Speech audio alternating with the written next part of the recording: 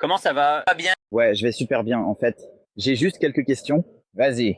Donc ma question principale, je suppose, c'est que je suis à la frontière entre l'islam et le christianisme. Et donc ma question principale est juste la validité de l'Ancien Testament.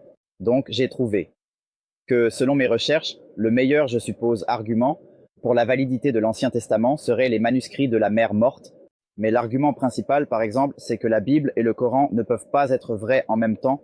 Et donc, comment saurions-nous si la Bible est vraie, vraiment, corrompue ou pas? Eh bien, quand tu parles de la Bible, tu fais référence à l'Ancien et au Nouveau Testament. D'abord, c'est la question. Eh bien, les deux, mais nous pouvons le faire, parle principalement de l'Ancien Testament. On peut dire que l'Ancien Testament, le plus ancien écrit, c'est à cela que tu fais référence, c'est les manuscrits de la mer morte. Tout d'abord, ils sont rejetés par le peuple juif parce qu'ils croient qu'ils sont écrits par un groupe hérétique. Donc les juifs ne considèrent pas les manuscrits de la mer morte comme ayant de l'autorité. Les manuscrits de la mer morte contiennent tellement de choses qu'ils considèrent comme apocryphes. Ils n'acceptent pas comme écriture canonique pour commencer, donc tu dois choisir parmi les manuscrits de la mer morte, et il n'a pas l'Ancien Testament tout entier. Il contient juste la majorité d'Isaïe et quelques restes d'autres passages de l'Ancien Testament, et c'est 500 ans après Moïse. Donc même tous ces problèmes que j'ai mentionnés ne suffisent pas, mais c'est aussi 1500 ans séparés de la source. Donc quand quelqu'un dit que quelque chose est préservé, il doit fournir des preuves que c'est préservé. Ce que tu as cité, qui c'est la preuve, n'est pas préservé en fait. Et la raison pour laquelle ce n'est pas préservé, c'est parce que le peuple juif a été exilé plusieurs fois. Ils ont eu l'exil babylonien, ils ont eu l'exil assyrien. Ils ont eu plusieurs exils au cours desquels le temple de Salomon a été détruit. Ils ont été exilés de leurs écrits, qui ont été brûlés. Donc il est logique de dire que les choses ne sont pas préservées. Ils n'ont aucun écrit provenant de l'époque de Moïse. Je ne vais pas dire le premier siècle, mais 1000 ans, même depuis l'époque de Moïse. Ils n'ont rien de fiable sur quoi se baser. D'accord. Donc, cela voudrait dire que est-ce qu'on est absolument certain que c'est corrompu ou est-ce que c'est juste ouvert à la corruption? L'Ancien Testament, est-ce vraiment possible que ce soit corrompu ou est-ce absolument certain que c'est corrompu? Non, pour dire que ce n'est pas corrompu, tu vas devoir fournir des preuves que ce n'est pas corrompu. C'est le point. Donc le fardeau de la preuve pèse davantage du côté chrétien de la raison. Ouais, c'est sûr si l'Ancien Testament est chrétien ou juif. Le fardeau pèse sur la personne qui fait la déclaration. D'accord. Il dit, cette écriture est préservée. Alors, nous allons poser la question. D'accord, quoi? As-tu des écrits de cette époque? D'accord, non. As-tu un système oral dans lequel tu as le changement de narration et des preuves que nous pouvons examiner et voir si cela est réellement préservé? Non. D'accord? Ils ont un système oral dans une chaîne. Nous avons 200 ans ou 300 ans qui séparent chaque individu. Donc, des lacunes, tu sais. Donc, si tu n'as rien, si tu n'as rien à fournir ou à nous montrer que ceci est X, que X est préservé, nous n'avons aucune raison de croire que c'est préservé. D'accord? Et j'ai aussi lu une citation, je veux dire, c'est complètement hors contexte, mais en fait, c'est une autre question que je veux aborder. C'est le feu avec ça, n'est-ce pas? Il est dit dans la Bible, excuse-moi le Coran, qu'il est enseigné. Gros, que nous devons, ou excuse-moi, les musulmans doivent spécifiquement s'appuyer sur la Torah et l'Injil, ou est-ce que c'est juste sorti de son contexte? C'est sorti de son contexte, mais j'adore ce verset parce que chaque fois que les gens apportent, ça réfute leurs croyances, mais ils ne savent pas que ça réfute leurs croyances. Tu sais, parce que Allah dit dans le Coran, le verset auquel tu fais référence dit, ô gens du livre, vous n'êtes sur rien, jusqu'à ce que tu établisses la Torah et l'Évangile. Mais ensuite, les chrétiens s'arrêtent là, et le verset se termine, et ce qui vous a été révélé de votre Seigneur, c'est le Coran. Donc ce verset dit, tous les juifs et les chrétiens, et c'est très drôle que les gens ne finissent jamais les versets ou ne regardent pas le contexte, n'est-ce pas? Il dit, bah, tous les juifs et les chrétiens, vous n'êtes sur rien jusqu'à ce que vous établissiez le Coran, parce que le verset dit, Wama unzila ilaykum ma rabbikum, et ce qui a été envoyé vers vous de votre Seigneur. Donc il ne mentionne pas seulement la Torah et l'Évangile, pas la Bible, la Torah et l'Évangile. Et ce qui vous a été révélé de votre Seigneur, c'est le Coran. Donc, si nous prenons ce verset dans son contexte et que nous le comprenons, il ordonne clairement aux Juifs et aux chrétiens de suivre le Coran, mais ce n'est pas le seul verset. De nombreux autres versets dans le Coran, chapitre 5, versets 47 et 48, disent aussi clairement que le Coran est dominant. Le Coran c'est le muhaymin, c'est le critère par rapport aux écritures précédentes, et c'est ce que les gens devraient suivre maintenant. Donc c'est clair dans le Coran. D'accord, bien. Donc, juste le sortir de son contexte, c'est en fait quelque chose que je viens de lire ce matin, donc je voulais juste en parler. Et une question que je viens d'avoir, l'un de mes amis musulmans il y a quelques minutes, c'est, d'accord, Allah est considéré comme omniscient. C'est exact, n'est-ce pas? Dans la croyance islamique, tout Dieu doit être omniscient pour qu'il soit Dieu. Oui, c'est vrai. Donc si Allah est omniscient, n'est-ce pas un peu étrange que l'essai qui a été fait pour communiquer avec l'humanité à travers les prophètes pour être corrompu, n'était-ce pas juste un échec? Non. quelques raisons. D'abord, ces écritures qui ont été envoyées l'ont été aux gens de l'époque. Ce n'était pas envoyé comme un message universel qui resterait jusqu'à la fin des temps, pour commencer. Donc c'est la première chose. Donc ce n'était pas l'intention derrière l'écriture pour que Dieu la préserve. De toute façon, et la deuxième chose, c'est que Allah a dit cela explicitement. Il a confié ce travail aux personnes instruites, aux rabbins et aux prêtres comme un test pour eux. Donc Allah dit dans le Coran qu'il a donné cette responsabilité dans le chapitre 5. Allah mentionne qu'il a confié la responsabilité aux ruhban et ahbar, les gens, les personnes instruites, les prêtres et les rabbins, de préserver les écritures. Mais ce qu'ils ont fait, c'est qu'ils l'ont vendu pour un prix dérisoire, n'est-ce pas? Ils l'ont vendu, ils ont changé les écritures pour pouvoir obtenir de l'argent, de l'or et de l'argent, etc. Donc c'était à eux de préserver. Numéro 1. Et numéro 2, le message n'a jamais été destiné à être un message éternel pour commencer, parce qu'il y a un messager qui vient après et un messager final qui viendra à la fin. La raison pour laquelle le Coran est destiné à être préservé, c'est qu'il s'agit d'un messager final jusqu'à la fin des temps. Et à la fin des temps, on croit aussi que Jésus reviendra, n'est-ce pas, dans la révélation? Oui, corps. Ouais, ce sont juste les questions principales que j'ai maintenant. D'accord, ont-ils répondu satisfaisant? Alors, quelle est ta croyance? En quoi crois-tu? Eh bien, je n'ai pas de croyance actuelle. Je suis juste en train de m'informer des deux côtés en ce moment. Donc, je ne dis pas que le christianisme ou l'islam est vrai ou faux. Je suis juste regarder les deux côtés. Crois-tu en Dieu? Oui, absolument. Oui, donc tu crois en Dieu maintenant. Le concept de Dieu dans l'islam et le christianisme est très différent, n'est-ce pas? D'accord. Alors, la question est, lequel a le plus de sens pour toi? Eh bien, je crois aussi que si Dieu, d'accord. Je crois que les deux côtés croient que Dieu est l'être divin. Et donc, s'il est l'être divin, il est différent de tout ce qui existe dans ce monde. Donc, essayer de l'interpréter ou de le comprendre serait assez difficile, car nous ne comprenons même pas nos propres cerveaux sur un plan scientifique, et quelque chose comme un Dieu trinitaire, ou même une seule personne, Allah par exemple, juste un être, un Dieu. Donc je pense que l'un ou l'autre serait difficile à comprendre. Je crois que le Dieu trinitaire serait plus complexe. Cependant, je pense que tu as donné la réponse chrétienne. As-tu parlé à des chrétiens et ils t'ont donné la réponse? Parce que c'est un chrétien, d'accord, mais je dirais que c'est une réponse chrétienne typique, n'est-ce pas? Et la raison pour laquelle cette réponse est donnée, c'est que les chrétiens savent que leur concept est illogique, donc ils doivent formuler un nouvel argument dans lequel, d'accord, c'est illogique, mais personne ne peut comprendre Dieu. Donc c'est un argument chrétien très courant, mais le point que je leur dis habituellement est le suivant. D'abord, parlons de la complexité. Allah dit dans le Coran, dit Allah est un et unique. D'accord. L'éternel, l'absolu, tout le monde dépend de lui. Il ne dépend de personne ni de rien. Il n'a pas d'enfants, ni de parents, ni de grands-parents. Il ne engendre pas et n'est pas engendré. D'accord. Et il n'y a rien qui lui ressemble. N'est-ce pas? Y a-t-il quelque chose? Je ne vais pas donner cette description ici, mais c'est ce que j'ai dit, n'est-ce pas? Parce que je décrirai Dieu comme il se décrit lui-même, n'est-ce pas? Je préfère ne pas le décrire. C'est une façon philosophique de décrire Dieu que les Grecs ou quelqu'un d'autre utiliserait. Je décrirai Dieu de la manière dont Dieu s'est décrit lui-même. Je pense que la façon dont je l'ai décrit, c'est beaucoup plus facile à comprendre que de dire bien sûr, n'est-ce pas? Donc, une entité unique, indépendante, autosuffisante, qui ne commence pas et n'est pas engendrée, et il n'y a rien qui lui ressemble. Quelle partie? Là-dedans, tu ne peux pas comprendre. Non, je comprends complètement. Ouais, d'accord. Donc, les musulmans n'ont pas ce problème de dire qu'ils ne comprennent pas. Nous ne prétendons pas comprendre Dieu pleinement, mais la révélation que Dieu nous donne, nous devons être capables de la comprendre. Sinon, ce serait imprudent de sa part de nous envoyer quelque chose que nous ne comprenons pas. C'est comme enseigner la mécanique quantique à un enfant. Tu sais, un enfant ne comprend pas, donc c'est imprudent de ta part d'essayer de lui donner quelque chose qui dépasse sa capacité de compréhension. Donc, c'est la première chose que je dirais à ce sujet. Et la deuxième chose que je vais dire, c'est où est la Trinité dans la Bible pour commencer. Pour que j'accepte cette idée, nous ne comprenons pas Dieu. Dieu doit d'abord se décrire comme une Trinité. Je crois que c'est... Donc si nous rejetons le Nouveau Testament et que nous restons juste dans l'Ancien Testament, je pense que c'est le verset Ésaïe 48, 12, où Yahweh affirme avoir été envoyé par Yahweh et le Saint-Esprit. D'accord, mais cela ne prouve pas la Trinité. Non, c'est Yahweh, il y a deux Yahweh là, c'est tout. Mais cela ne prouve pas la Trinité. Tu sais pourquoi? Parce que Dieu, dans le sens biblique, tout le monde est appelé des dieux. Même les anges sont appelés des dieux, d'accord? Les Juifs sont appelés des dieux dans le psaume chapitre 8. Par exemple, le psaume 82, verset 6, appelle les juges des Juifs des dieux, explicitement. Moïse est appelé Elohim à différents endroits. Dieu dit « Je te ferai Elohim pour le Pharaon », donc le terme Elohim, ou Yahweh utilisé dans l'Ancien Testament n'est pas explicitement réservé uniquement à Dieu. Donc juste parce que tu vois un verset qui a deux Elohim, ça ne veut pas dire que c'est deux dieux, c'est toujours un seul Dieu. Mais l'autre terme qui est donné à Dieu est un terme de révérence. Ce n'est pas celui qui est réellement digne d'adoration. C'est pourquoi, quand tu combines cela avec le Deutéronome chapitre 6, verset 4, qui dit explicitement qu'il n'y a qu'un seul Dieu, écoute Israël, notre Seigneur, Dieu est un seul Dieu. Shama Israël adna Elohum adna achad, n'est-ce pas? Droite. Deutéronome 46. Ouais, six smart. N'est-ce pas, ou 6.4 ma faute? Ouais, donc je pense que c'est là qu'il y a aussi beaucoup de chevauchement, parce que c'est un quoi, n'est-ce pas?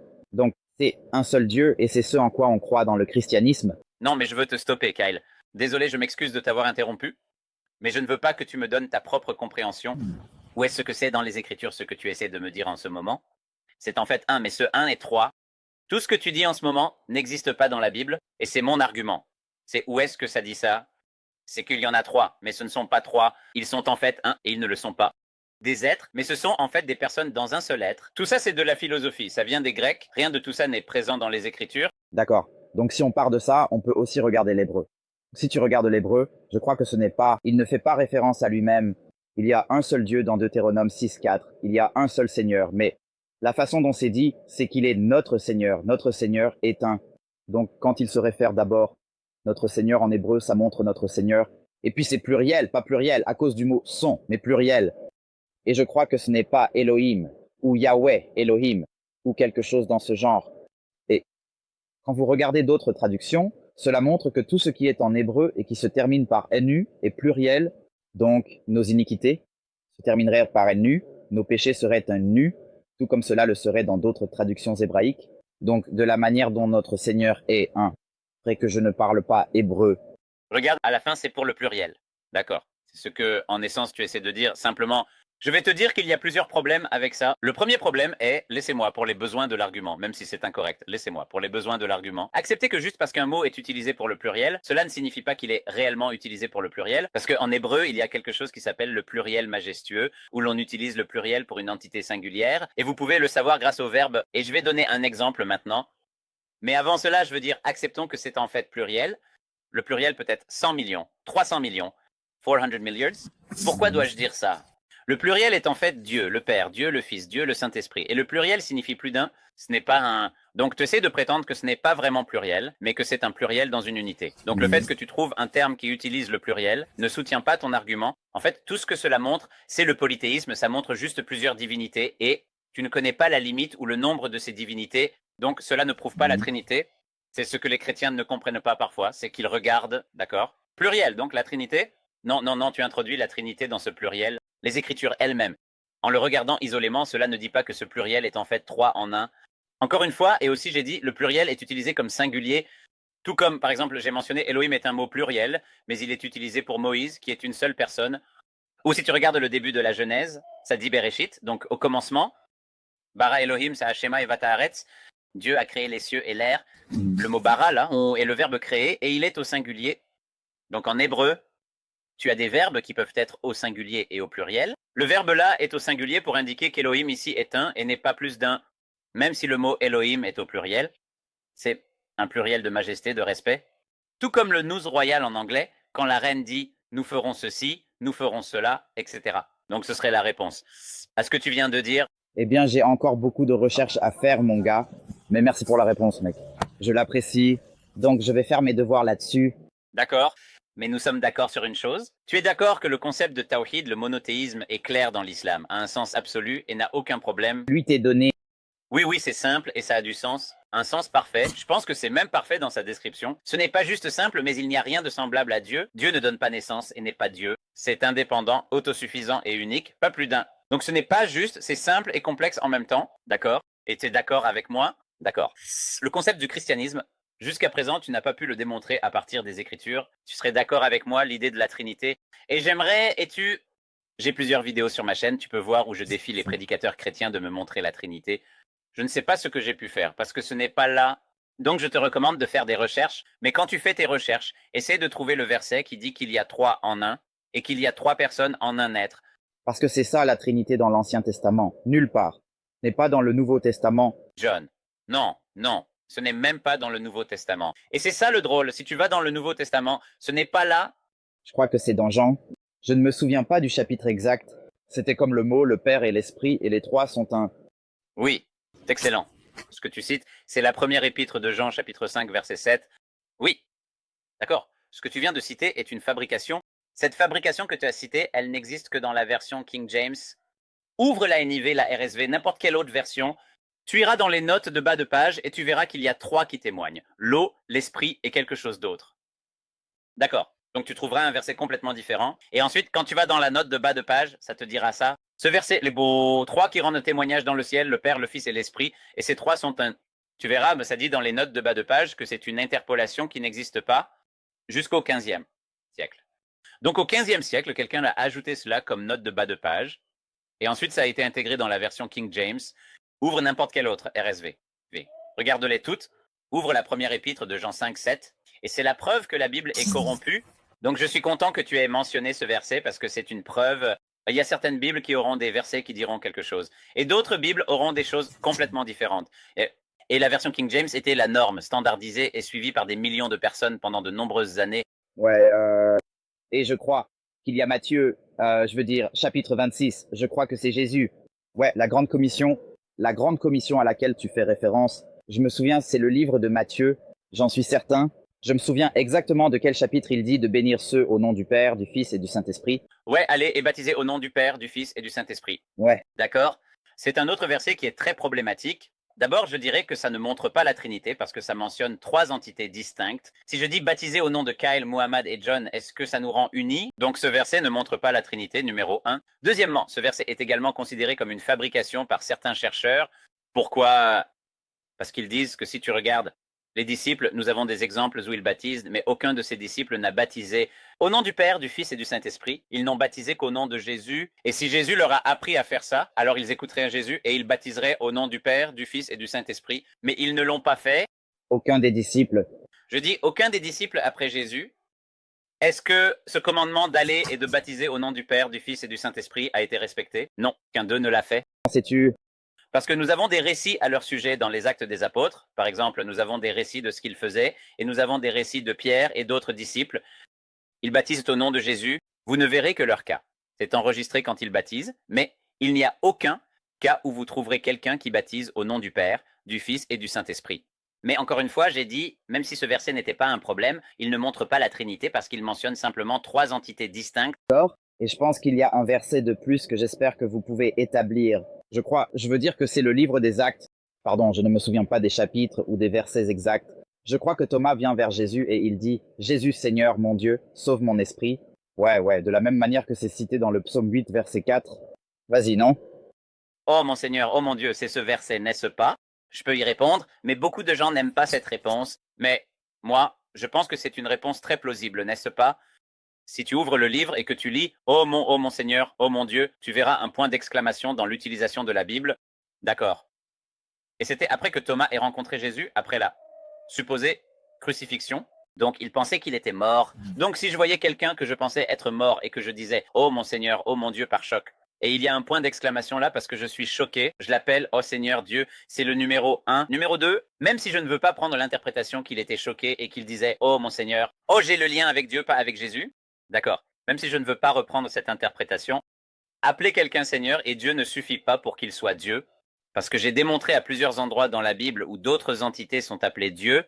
Quand Jésus lui-même cite cela, il cite le psaume 82, verset 6, au fait, profite bien. Je pense que c'était le psaume 84. C'était 86. Oh, eh bien, c'est Celui auquel je fais référence, vous êtes des dieux et les fils du Très-Haut, c'est exactement le psaume 82, verset 6. D'accord. Et puis, j'en avais une autre en tête. Ouais, ma faute. J'ai oublié ma dernière question. Lequel? Je suis le père d'un. Lequel veux-tu? Je vais t'aider avec tous. Non. Ouais, celui qui me voit le Père. C'est un autre. D'accord. Celui qui me voit a vu le Père. D'accord. Ma question est la suivante. Le Père est-il le Fils? Non. Quand tu vois Jésus, as-tu vraiment vu le Père, la personne du Père? Selon le credo chrétien. Non. Oh, bien sûr que tu ne l'as pas fait. Donc, il ne veut pas dire cela littéralement. Alors, donc d'abord, établissons que cela ne peut pas être littéral. Ou, sinon, on dirait que le Père est un juif palestinien parce qu'il dit, tu m'as vu, tu as vu le Père. Et tout ce que nous voyons explicitement dans la Bible, dans Jean et à d'autres endroits, c'est que personne n'a vu le Père et vécu. Ou que personne ne peut voir Dieu. Donc, il ne veut pas dire cela littéralement. Absolument. Tu dois être d'accord. Même un chrétien doit admettre que ce n'est pas littéral. Sinon, il dira que le Père est le même que le Fils. La même personne. Quand tu regardes le Fils, c'est comme si tu regardais le Père. Ce qui n'est pas le cas parce qu'ils sont des personnes distinctes. C'est D'accord. Donc si tu as vu le Fils, tu n'as pas nécessairement vu le Père, parce que les yeux du Père sont au ciel. D'accord. C'est ça, donc d'accord. Ouais, le Père est au ciel. Et Jésus leva les yeux, et Union, il appelle le Père, il n'était pas sur terre. Si tu as vu Jésus, tu as vu une forme corporelle. C'est tout ce que tu as vu, n'est-ce pas? Tu n'as pas vu le Père, n'est-ce pas? Donc quand il dit, bah tu m'as vu, tu as vu le Père, il fait référence aux œuvres. Comment le savons-nous? Parce que quand nous lisons le même chapitre, qui est Jean chapitre 14, il dit à ses disciples, vous ferez de plus grandes œuvres que moi. Et il parle des œuvres, n'est-ce pas? Donc ce que tu as cité dans Jean 14, 9, si tu continues à lire, il parle des œuvres et il dit que vous ferez de plus grandes œuvres que moi. Et si tu relis cela avec la Bible dans le livre des Actes, chapitre 2, verset 22, il est dit, Jésus de Nazareth, un homme désigné par Dieu par des miracles, des merveilles et des signes que Dieu a fait par son intermédiaire, et tu en es témoin. Donc le point est, quand tu es témoin des miracles, tu es témoin de la puissance de Dieu. C'est comme si tu avais vu Dieu. Si je te vois fendre la mer, c'est comme si j'avais vu Dieu, parce que j'ai vu la puissance de Dieu de mes propres yeux. C'est ce que signifie le verset. Ouais, ça ne veut pas dire que tu as réellement vu le Père. D'accord. Et je crois qu'il y a un autre verset. Corrige-moi si je me trompe. Je suis dans le Père et le Père est en moi. Ouais, il dit dans Jean chapitre 17, verset 21, moi et les disciples, nous tous ensemble, non, non. Tous ensemble, vous tous serez un et serez en moi et dans le Père, tout comme moi et le Père sommes un. Il dit que tous les disciples et tout le monde seront un aussi. Tous les croyants seront un. Oh, d'accord. Donc c'est ma faute. Donc j'ai mal interprété ça. Il est dans le Père est en lui. D'accord? Ouais, il le dit, mais il continue en disant, et tous les croyants seront un en nous, tout comme moi et le Père sommes un. D'accord. Donc il dit que tout s'unira. Ouais, donc on est unis dans le but, dans la croyance et l'unité. Ça ne veut pas dire qu'on est dans la divinité, en gros. D'accord? Tu veux dire? Autre chose. Non, mec. Mon cerveau tourne en ce moment. Donc j'ai beaucoup à réfléchir et beaucoup à faire, mec. Donc d'accord. Merci d'avoir répondu à ma question, frère. Pas de problème. C'est un plaisir. Écoute, à tout moment, tu es le bienvenu. Tu peux poser toutes les questions sur l'islam, le christianisme, n'importe quoi. Et crois-moi, plus tu fais de recherches, plus tu verras que ça n'a pas de sens de devenir chrétien. D'accord. Merci, frère. C'est un plaisir de te parler, Kyle. Pas de problème, c'est agréable de te parler.